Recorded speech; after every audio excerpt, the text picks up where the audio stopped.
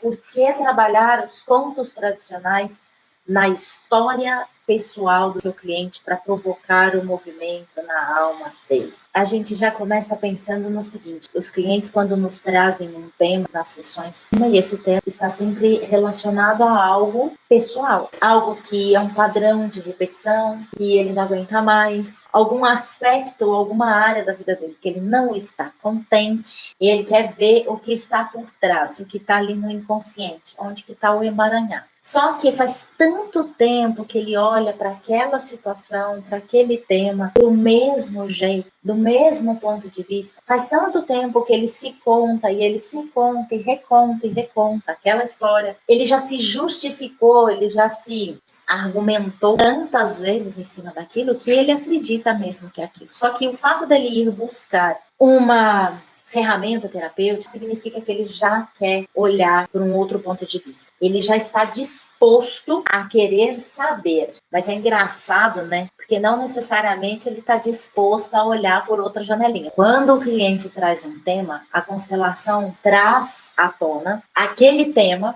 Só que o cliente tem aquele tema visto apenas por uma janela, que é a janelinha dele, dessa história que ele está se contando e recontando e recontando. Quando a constelação é colocada, outras janelas se abrem. E o constelado, o cliente, ele é obrigado a olhar aquele tema por outras janelas. Vamos supor aqui, né? Pelo ponto de vista do pai, pelo ponto de vista da mãe, pelo ponto de vista de outras pessoas que ele nem sabia que estava envolvida ali naquele emaranhado todo, pelo ponto de vista das pessoas envolvidas na questão. E isso faz com que ele veja não apenas a história que ele se conta e reconta, mas também a história das pessoas envolvidas. Ontem eu estava conversando no bate-papo com a Lígia. Lígia, o engraçado é que se a gente fizer uma viagem junto e experienciar as mesmas coisas, eu vou narrar aquelas mesmas coisas por um ponto de vista e você vai narrar por outro. Serão histórias diferentes da mesma situação. E numa constelação, quando eu levo um tema, está sempre muito envolvido,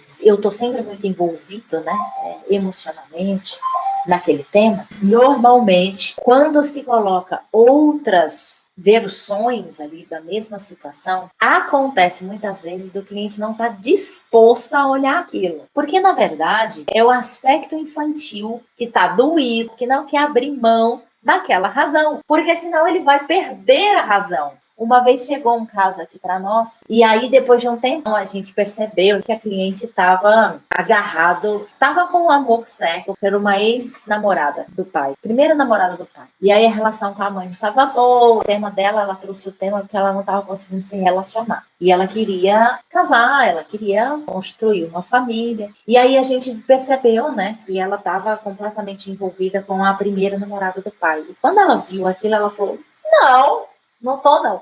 Eu acho isso muito engraçado, esse movimento que a gente faz é muito engraçado, porque conscientemente ela olha para aquilo e acha um absurdo ela está agarrada no amor da ex-namorada do pai, a primeira namorada do pai, sendo que às vezes ela nem sabia que existia, ela sabia que existia, mas nem, né, aquilo nem passava pela cabeça dela. E aí, olhando mais a fundo, o que a gente faz, né? A gente faz a pessoa olhar o amor dela por nós. Então, quando a gente olhou o amor da ex-namorada para ela, e ela olhou aquela situação, aquele tema dela, pelo ponto de vista da ex-namorada do pai, caiu uma ficha para ela e ela entendeu. E ela falou, tá, é verdade, eu me sinto assim mesmo. E aí tudo fez sentido ali para ela. Então, as constelações são, na verdade, janelas que se abrem para a gente olhar para aquele tema, aquela área da nossa vida, por outras janelas, e não pela nossa. E é engraçado que, como a gente já se contou e recontou e olhou para aquele tema várias vezes, a gente vive confirmando as nossas argumentações e as nossas justificativas. E a gente sempre acha justificativa para tudo, né? Então a gente fala assim, isso acontece por causa disso, disso, disso, disso. Então a gente está sempre se justificando. E a gente pode muitas vezes estar envolvido nos emaranhados também por querer salvar, né? Retirar a dor das pessoas que a gente ama, salvar nossos pais, que também é um aspecto infantil que precisa ser resgatado e precisa crescer. E como é que a gente faz com a criança onde é que a gente pode trabalhar com a criança e mostrar para ela que ela não vai salvar ninguém, quando ela vê o amor do outro por ela. E aí ela percebe que ela não consegue salvar ninguém, que ela só vai realmente trazer a felicidade que ela quer proporcionar àquele que ela ama se ela viver a vida dela da melhor maneira possível. Então, pensando que são os nossos aspectos infantis, que está agarrado a esse tema, a uma dor, a uma ferida, ou já é sim um olhar, um aspecto adulto, mas que tem ali uma ferida, uma dor, um padrão de repetição na vida dele, e ele já está predisposto a olhar para todas as janelinhas que se abrem, os pontos de vista que ali vão surgir de todos os envolvidos, se ele já está crescido o suficiente para isso, eu sempre digo que os contos nos ajudam pra caramba. Primeiro, se eu narro um conto no começo de uma sessão, querendo ou não, eu já elevo o nível de dopamina do meu cliente. E isso já é meio caminho andado, porque vai deixá-lo mais focado, vai deixá-lo mais criativo. Então, ele mesmo vai conseguir tirar ali soluções criativas. Se ele chega com um aspecto infantil, eu já acalmo essa criança, que pode ser que ela esteja rebelde, ou se ela estiver birrante, a gente já hipnotiza essa criança e bota ela ali sentadinha, quietinha. A gente alimenta a alma dela, tirando ela daquela roda, daquela dor, daquela roda. Por exemplo, qual que é a beleza de uma criança? A criança brigou com a coleguinha dela agora, tá lá, aí ela fica birrante, né? Birrenta. Mas ela brigou comigo. Aí dá 5 minutos, às vezes nem isso, a amiguinha chega ali e fala assim, desculpa, vamos brincar? O que ela faz? Ela continua na birra ou ela descruza o braço e fala, vamos, e vai brincar? A criança, ela é tão presente, ela é tão do momento presente, ela não tende a ficar agarrada nas coisas. A amiguinha chegou 5 minutos depois, falou, vamos brincar? Ela acabou de brigar com a amiga, ela vai. É nós que fica, né? Não, porque você fez isso comigo. Essa é a nossa criança birrante, que precisa crescer. A criança mesmo, ela não fica agarrada. Então, no começo de uma sessão, se eu conto qualquer história, mas qualquer conto tradicional, eu já dou algo para essa criança, no qual eu tiro ela dessa roda. E se ela não for uma criança birrante, eu já dou algo para ela também, para trazer ela mais para o foco, para trazer ela para o presente, para trazer ela para esse momento assim, vamos brincar, vamos. Então, já traz um benefício ali logo de cara. Eu deixo a pessoa mais focada e mais criativa, e eu também já dou algo para a criança dela, para a criança ficar disponível para brincadeira. Então, a gente alimenta essa criança. Se eu conto, por exemplo, no meio, tá lá, a constelação está colocada, o cliente olha para aquela constelação e fica, Então, se eu estou nessa postura inflexível, eu simplesmente, como consteladora, sento do lado dele e falo, deixa eu te contar uma história. E tiro o foco dele da constelação que ele se mostra. Tiro o foco dele de lá e narro uma história para ele. Desse conto, ele vai extrair um aprendizado. E é na mesma hora, enquanto ele está ouvindo o conto, ou no finalzinho do conto, a gente começa a ver a constelação fazer movimento. Por quê? Porque ele está fazendo movimento interno. E aí a constelação, se é reflexo da postura interna dele, começa a fazer movimento, começa a movimentar, porque ele está ressignificando alguma coisa. Para a gente fazer processos de ressignificação, precisa haver inputs, ou seja, entradas de novas experiências. E o que o conto é? O conto é novas experiências. Então, quando eu escuto um conto, eu estou vivenciando uma nova experiência, está havendo inputs de novas experiências. E como que o cérebro funciona? Entra novas experiências, há um processamento daquela nova experiência unificado às experiências que eu já vivi até hoje e a todas as significações que eu atribuí a elas, e aí eu dou novas significações. E aí eu trabalho vetores de força nesse cliente. Tipo de vetor de força, por exemplo. A postura corporal dele. A própria postura corporal é um vetor de força. Tem que ser vários, viu? Mas a postura corporal é um. Eu peço para ele encostar, relaxar, ou eu peço para ele levantar. Alguma coisa eu peço para ele fazer. Se eu percebo que aquela postura corporal dele não vai ajudar. E aí eu começo a conduzir a história. E com isso eu vou conduzindo o cliente. Supondo que o cliente não tenha feito nenhum movimento. A própria imagem da constelação vai ajudá-lo durante um longo período. O conto fortalece a imagem. E o conto traz uma mensagem, que é uma coisa que a imagem muitas vezes não nos dá. A imagem só nos afeta. Então, o conto vai fortalecer aquela imagem. E aí, com isso, eu tenho 2 recursos no qual eu ajudo o meu cliente a permanecer e aquilo ajudá-lo a crescer. Se você não faz isso, provavelmente ele vai sair de lá, da sua constelação, cheio de birras, cheio de reclamações. Odiei a minha constelação. Odiei. Não prestou. Constelação não vale de nada. E aí ele tira as conclusões dele, as argumentações, as justificativas. E tá tudo certo também. Você não tem controle disso. Porém, para que, se você pode e se você tiver ferramentas, utilize as ferramentas ao máximo para ajudar o seu constelado a fazer o movimento na alma que ele precisa fazer. Para isso a gente se enche de ferramentas, não é? A gente pode encerrar um conto, uma constelação ou uma sessão com um conto. Primeiro porque ele não vai ter resistência, não vai nenhuma resistência. O conto é um lugar onde tudo é possível, é num não lugar. E lá até o impossível é possível. Então, como é que você vai resistir, ou brigar, ou contra-argumentar, ou discordar de uma história onde árvores falam, onde tem fadas madrinhas, onde objetos mágicos? Aí não faz sentido você contra-argumentar com isso. Teu cérebro não vai contra-argumentar, não vai discordar. Tudo é possível. Porém, o teu cérebro vai fazer leituras desse universo mágico que seja plausível para você, para suas experiências, para suas significações. Então, quando a gente ouve um conto lúdico, nosso cérebro faz um processo que é reescutar, é um processo neural isso, tá? Ele nos conta aquela história que eu estou ouvindo a partir das nossas experiências. Então, a gente ressignifica as nossas experiências através do conto. Só que eu volto a bater na tecla, hein? O valor do conto não está no conto em si, mas em como nós conduzimos esse conto, em como nós narramos. Se fosse assim, a história de Jesus Cristo moveria todo mundo, mas não move todo mundo. Por que será? São contos. As parábolas, por exemplo.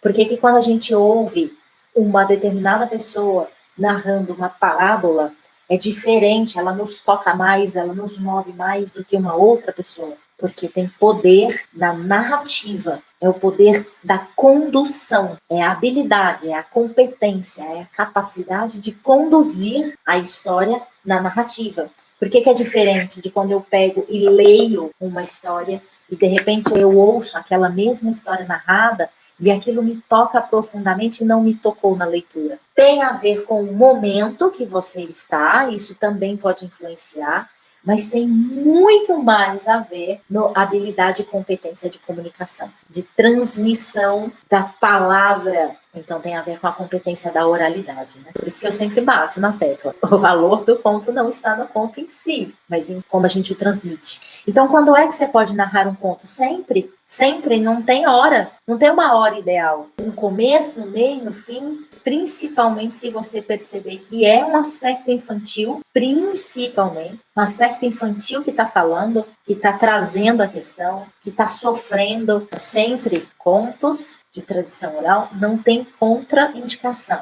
Agora, existem algumas formas errôneas de se fazer? Sim. O maior erro que eu percebo ao utilizar de um conto é quando o terapeuta, o constelador, utiliza do conto com a intenção de moralizar, de dar uma lição de moral no cliente. Aí é o maior erro que eu vejo, porque a gente fala que na constelação a gente não pode ter intenção. Mas eu vou te falar uma coisa. Na neurociência, a gente chama de intenção a comunicação não verbal. E a comunicação não verbal, ela sobrepõe a comunicação verbal. Então, quando eu narro uma história que eu tenho a intenção de moralizar, aí, ó, ferra tudo. Então, esse é o maior erro. A intenção de trazer a moral, dar lição de moral. Já começa por aí. Segundo erro é achar que quanto mais parecidos os acontecimentos do conto forem aos acontecimentos da história pessoal do escutador,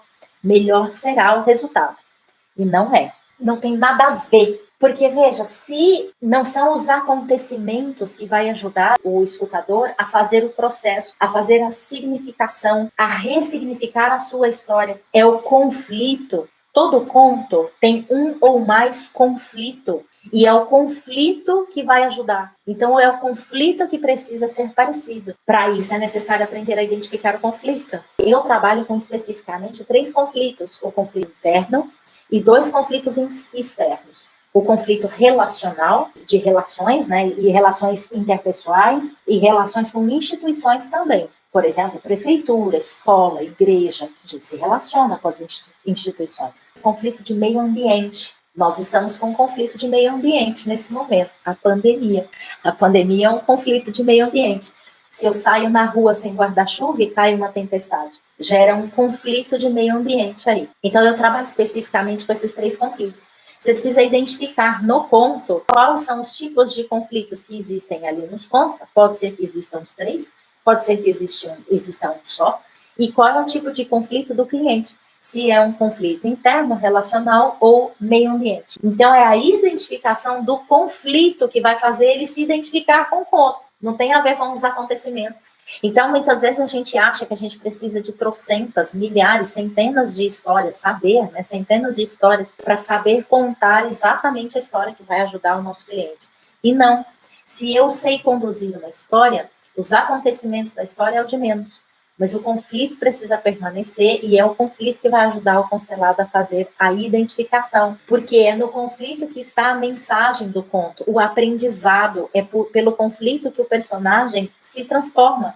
É por lá que ele aprende. E aí, se eu me identifico com o conflito, mais ou menos assim, ó, eu já vivi isso. Eu já tive que fazer essa escolha. Eu me identifico com o conflito da história. E é a partir daí é que eu faço o processo para mim, para a minha história de vida, para a minha história pessoal. Então, eu preciso aprender a identificar o conflito. E aí, identifiquei o conflito, beleza. Eu tenho um conto que tem um conflito interno, que trabalha bem o conflito interno que o meu cliente está vivenciando. A maneira como eu conduzo esse conto vai fazer o meu cliente se projetar para dentro da história ou não. Aí é que está a força da história, a força da condução da história. Se eu não sei conduzir uma história, eu não conduzo o meu cliente para dentro da história, então ele não se projeta. Aí o que ele vai fazer? Ele vai ouvir aquele conto. Ele pode até tirar algo daquele conto, mas ele ainda vai continuar agarrado a todas as significações que ele já deu naquele próprio tema. Vou dar um exemplo. Eu trago um tema X, de um padrão de repetição que está acontecendo na minha vida. E aí, eu, como consteladora, identifico ali um conflito interno. Tenho um conto que tem um conflito interno que pode ajudar a minha constelada, o meu cliente. Só que a maneira como eu narro esse conto, se eu não consigo conduzir o meu constelado para dentro da história, ou seja, se projetar naquela história, o meu cliente vai receber a mensagem da história de maneira superficial. Ele só vai compreender a mensagem da história de forma muito mental, muito racional.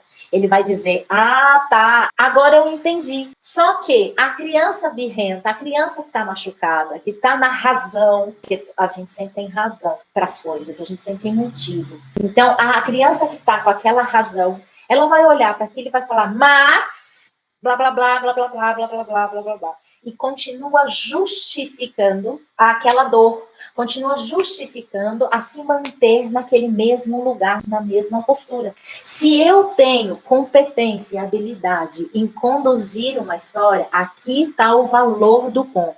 Se eu sei conduzir uma história, eu conduzo a constelada para dentro, para se projetar dentro da história mesmo, às vezes ela nem traz para o consciente. Ela não faz assim, entendi, porque não é um processo mental, é um processo emocional. Porém, o movimento acontece. A criança birrenta abandona, de fato, daquelas argumentações que a mantém na dor, porque ela processa emocionalmente, ela não processa no entendimento racional.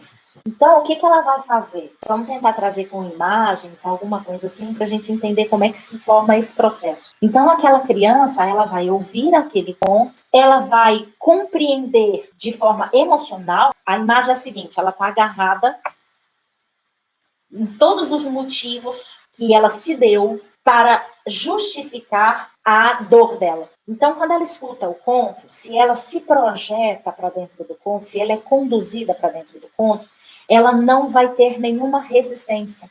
Então, enquanto ela está escutando o conto, e conforme aquele conto vai ajudando ela a crescer e a ressignificar, ela vai fazendo exatamente isso aqui, ó. Aqui estão as razões dela, tá? Os motivos. Ela vai fazendo exatamente isso, ó. Ela vai ouvindo o conto, e ela vai meio que assimilando, ela vai ressignificando, e ela vai compreendendo emocionalmente que o melhor, que ela fica mais feliz.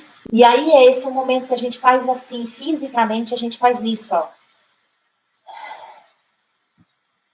Essa normalmente é a nossa reação física, quando a gente compreende algo no emocional. Quando a gente ressignifica algo, alguma história que nos gera essa tensão, que a gente se agarra, né? E quando a gente se agarra, como a gente fica fisicamente? A gente fica assim. Então, quando a gente está contando algo que é muito dolorido para nós, como é que o nosso corpo vai reagir? Nosso corpo ele começa a endurecer. Então, quando a nossa criança abandona, normalmente a nossa reação física é essa. E aí você percebe que o conto fez efeito, teve a resultante input, a entrada de uma nova experiência, e o conto só é uma nova experiência se for bem conduzido, se for bem narrado. E aí ele faz para o escutador faz aquilo uma experiência vivenciada mesmo. Existe o processo, nosso cérebro vai processar aqueles inputs com todos os inputs que já estavam aqui dentro, com todas as informações que já estavam aqui dentro, e vai dar um novo signo. Por isso que eu digo de ressignificação, porque já existem signos aqui dentro, porém a gente vai ressignificar aqueles signos que já estão. O conflito ajuda aí, não são os acontecimentos da história. Por isso que os contos de tradição oral, a gente pode trocar os personagens, a gente pode trocar os acontecimentos, a gente pode inserir novos elementos, retirar elementos. Por isso que a gente ouve várias versões da mesma história. Como é que a gente identifica que é a mesma história? A gente faz assim, ó, nossa, eu já ouvi essa história, mas ela era diferente. E como é que a gente sabe que é a mesma história? O que não muda para a gente saber que é a mesma história? O conflito. É o que a gente chama de espinha dorsal do conto. É o que não pode mudar. E é o que faz o conto ser, que a gente fala que o conto é vivo e o conto é potente. E essa espinha dorsal, ela é tão poderosa, mas ela é tão poderosa que ela já perdura, sendo narrada, contada e recontada há centenas, há milhares de anos. Porque os contos de tradição oral, eles trazem conflitos humanos. E esses conflitos não mudam nunca. Essas nossas questões humanas não mudam nunca. Então, se você não tiver um conto parecido, não importa se ele é parecido ou se ele é diferente. O que importa é o conflito. Nunca conte uma história com a intenção de moralizar ou de dizer assim, com a interpretação que você dá. Isso é uma das coisas que eu ensino no curso que eu dou, é a identificar o conflito.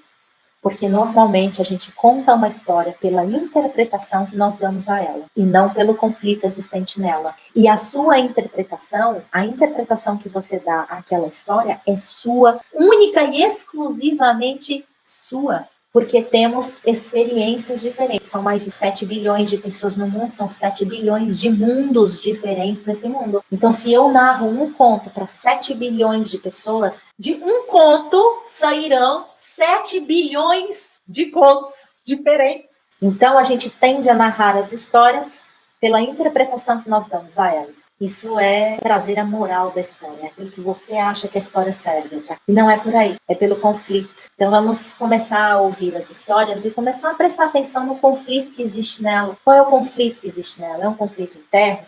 Qual é o tipo de conflito interno que ali se dá, né? É conflito relacional? Com quem? Tipo de relação? Qual é o conflito relacional que ali se dá? É de meio ambiente? E aí a gente vai narrar o conto a partir do conflito e não a partir da interpretação que nós damos. Quando a gente descobre que os contos podem ajudar com as nossas temáticas, a gente tem um impulso e é muito racional, isso é muito lógico, você querer encontrar contos para temas específicos.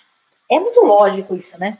Eu já passei por isso também. Quando eu descobri que os contos movimentavam a gente internamente, porque eu fui muito movimentada por eles, e provocavam movimento nas pessoas sem saber como é que estava, o que estava acontecendo, né? Eu não sabia, simplesmente aconteciam as provocações, as pessoas choravam e vinham falar comigo depois, e eu olhava aquilo e eu falava, misericórdia. E isso foi mexendo comigo ao ponto de eu querer entender todo o processo, e foi aí que eu fui atrás das constelações, descobri as constelações e fui fazer constelação para entender. E aí eu descobri o campo, né, que é fenomenológico, e aí eu comecei a trabalhar com isso mesmo de fato, sabendo de onde tudo partia, né? Então, eu queria a mesma coisa que você, contos tradicionais que trabalhassem temas específicos.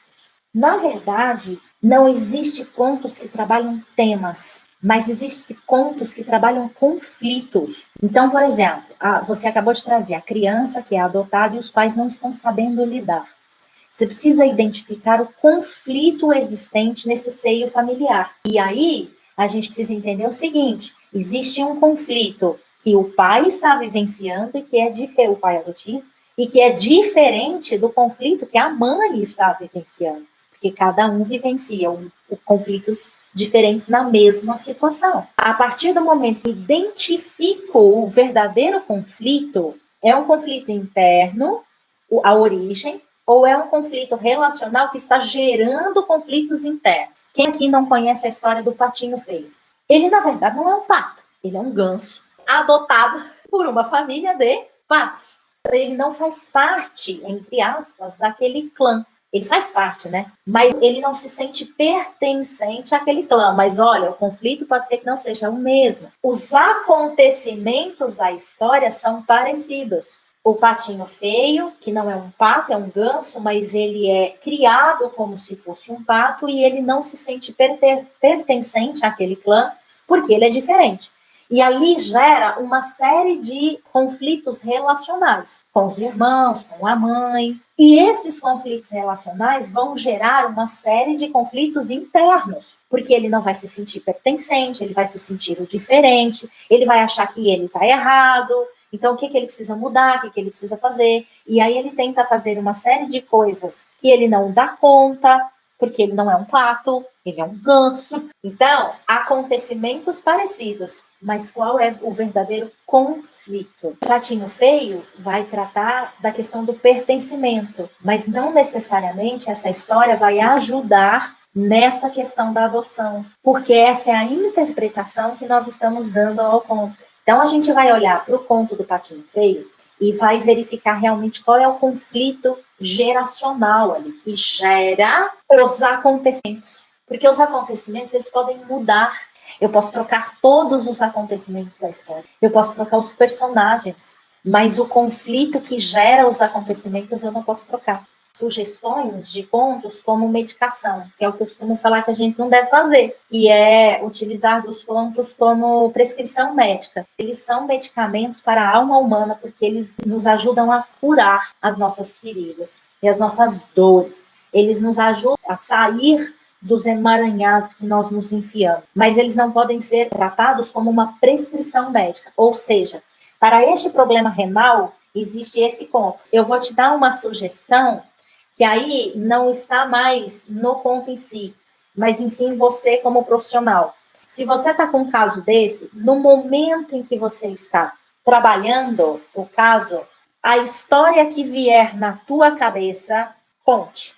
Não interprete, não julgue a história, não duvide da história, não questione a história. No sentido de, mas eu vou contar essa história. Mas por que essa história? Mas essa história não tem nada a ver. Não faça isso. A história que vier na tua cabeça, você conta. Porque aí você vai passar pelo processo que eu passava antigamente. Que era, tô de frente para alguém e uma história vinha e ela ficava interferindo como uma frequência de rádio, sabe? Quando essas interferências aconteciam, eu questionava muito. Nossa, mas por que essa história tá vindo na minha cabeça? Não, mas eu não vou contar essa história aqui. Não faz sentido eu contar essa história aqui. às vezes, o julgamento da própria história, né? Por exemplo, diante de um grupo de crianças, e eu julgava que a história não era adequada para as crianças. E eu dizia, não, essa história não é boa para criança, não vou contar não. E eu comecei a fazer testes.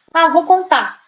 E aí, nesse vou contar, é que coisas e processos foram acontecendo. Processo de cura mesmo. Então, confia nesse conto que chega e narra. Os contos não podem ser olhados de forma receituário, de para este problema temos esse conto. Eles não funcionam assim, porque a significação que eu dou para aquele conto vai ser diferente das significações que todas as pessoas existentes no mundo dará. Eu vou pedir para você assistir uma live minha, que é onde eu falo disso. Eu falo do poder dos contos na mente. Como é que o nosso cérebro funciona. Aí você vai entender o que eu estou falando. Existe um lugar que a gente não acessa. E é nesse lugar que as ressignificações acontecem. Ali a gente não tem controle.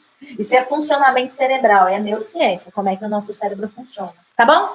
Espero ter ajudado. Então, um beijo grande. Até semana que vem.